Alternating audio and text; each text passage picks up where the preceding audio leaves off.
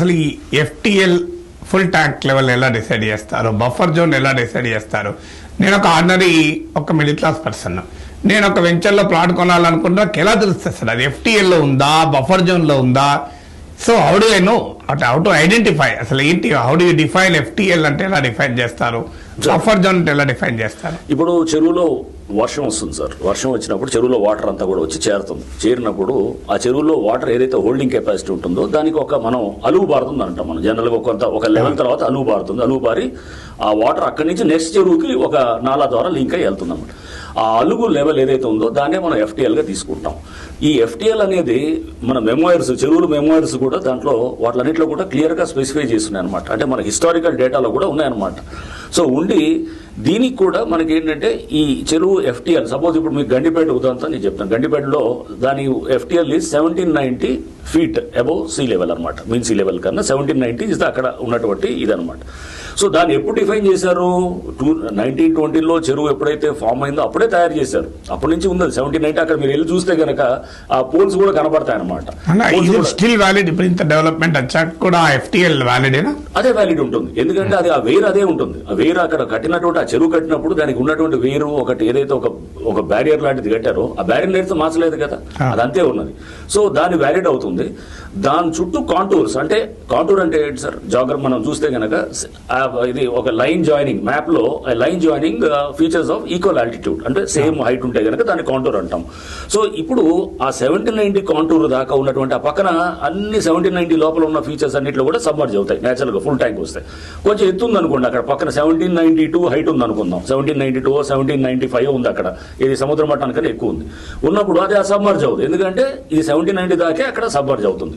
So దీనికి అంటే మనం చెరువు తయారు చేసినప్పుడే దానికి ఎఫ్టిఎల్ అనేది డిసైడ్ చేయడం జరుగుతుంది. బట్ దానికి ష్రింక్ అయి ఉండొచ్చు, బట్ ఎఫ్టిఎల్ మారదు కానీ ష్రింక్ అవుతుంది చెరువు. ఇప్పుడు సపోజ్ ఆ చుట్టూ మనం ఏదో అంతా ఇచ్చేయటంతో ఏది బిల్డింగ్స్ లేకపోతే ఇది వచ్చి ఎఫ్టిఎల్ మటుకు అదే హైట్ ఉంటుంది అనమాట. ఎందుకంటే దాని వేరు అదే హైట్లో ఉందన్నమాట. వేరు అదే ఉంది, లేకపోతే అక్కడ ఉన్నటువంటి దాన్ని ఇది వస్తుంది. నెక్స్ట్ ఇవన్నీ కూడా మనకి బిల్డింగ్ రూల్స్లో చాలా క్లియర్గా స్పెసిఫై చేస్తున్నాయి. 2012లో బిల్డింగ్ రూల్స్ వచ్చున్నాయి. ఈ బిల్డింగ్ రూల్స్లో ఒక ఎఫ్టిఎల్ నుంచి ఒక సపోజ్ చెరువు దగ్గర ఎక్కడ కన్స్ట్రక్ట్ చేయాలి, ఎక్కడ చేయకూడదు చాలా స్పష్టంగా ఉంది.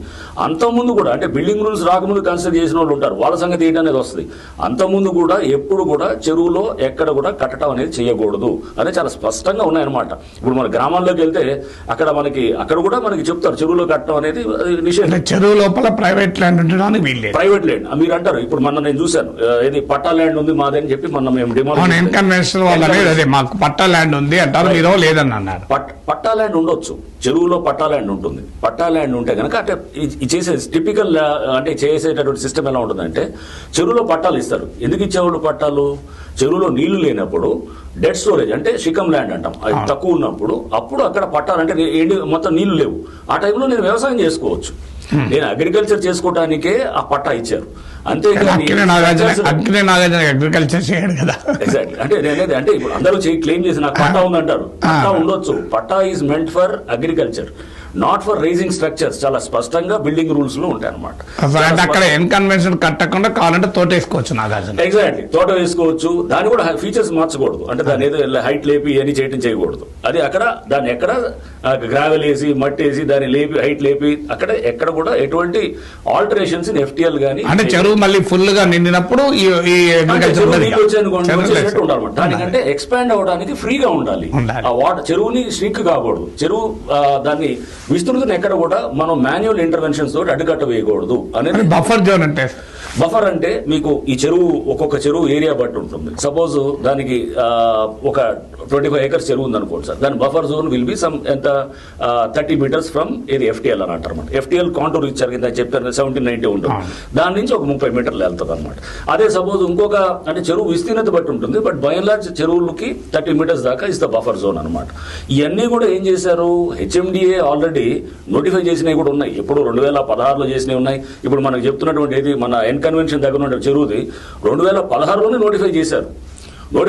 అక్కడ ఏ స్ట్రక్చర్ కూడా వచ్చినా కానీ కూడా అనాథరైజ్ స్ట్రక్చరే, అసలు పర్మిషన్స్ ఇవ్వరు.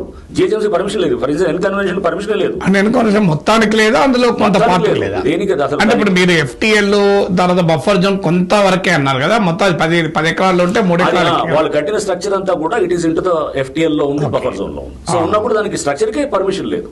అంటే జిహెచ్ఎంసీ 10 ఏళ్ల నుంచి వీళ్ళు ట్రై చేస్తున్నా కానీ కూడా వాళ్ళకి ఎక్కడ పర్మిషన్ రావట్లేదు. అది కానీ permission నాగార్జున రాలేదు కాబట్టి- స్టేట్మెంట్ ఏమో నాకు పూర్తి అనుమతితో కట్టాము, కోర్టులు స్టే ఉన్నాయి, కోర్టులు స్టే ఉన్నాయి, పట్టా ఊలో కట్టామన్నాడు. అది లేదు.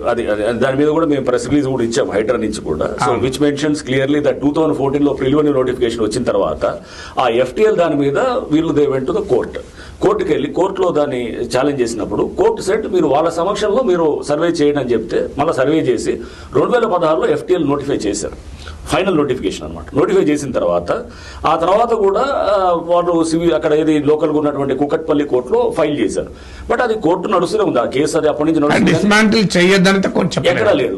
డిస్మాంటిల్ చేయలేదు ఇప్పటి వరకు. ఎప్పుడు పేపర్ల మీద అన్ని నడిచాయి. పేపర్ల మీద జరగాల్సింది ఏంటంటే అక్కడ ఇది ఇల్లీగల్ స్ట్రక్చర్ అని, ఇది BRS లో బిల్డింగ్ రెగ్యులేషన్ స్కీమ్ లో కూడా వీళ్ళు అప్లై చేసుకున్నారు. చేస్తే దాన్ని కూడా రిజెక్ట్ చేశారు. అప్పుడు రిజెక్ట్ చేసి ఇవన్నీ జరిగినాయి, గతంలో జరిగినాయి. సో బట్ ఏంటంటే పట్టా ల్యాండ్ అంటే కనుక పట్టా ఉండొచ్చు. పట్టా ఎవరికైనా ఇప్పుడు చెప్పాను కదా, చెరువులో ఉండొచ్చు పట్టా. బట్ అది that is meant for agriculture purpose, not for raising structures. ఎవరికైనా ఉండొచ్చు అది. ఆ పట్టా మారుతూ ఉండొచ్చు, రిజిస్ట్రేషన్ కూడా జరుగుతుండొచ్చు. బట్ అది ఓన్లీ కేవలం వ్యవసాయాని కోసమే చేయాలి. దాంట్లో ఎటువంటి ఇప్పుడు HMDA ప్లాట్లు చేసి అక్కడ పర్మిషన్ ఇచ్చారనుకోండి, HMDA విల్ బి కల్ప్రిట్ అన్నమాట.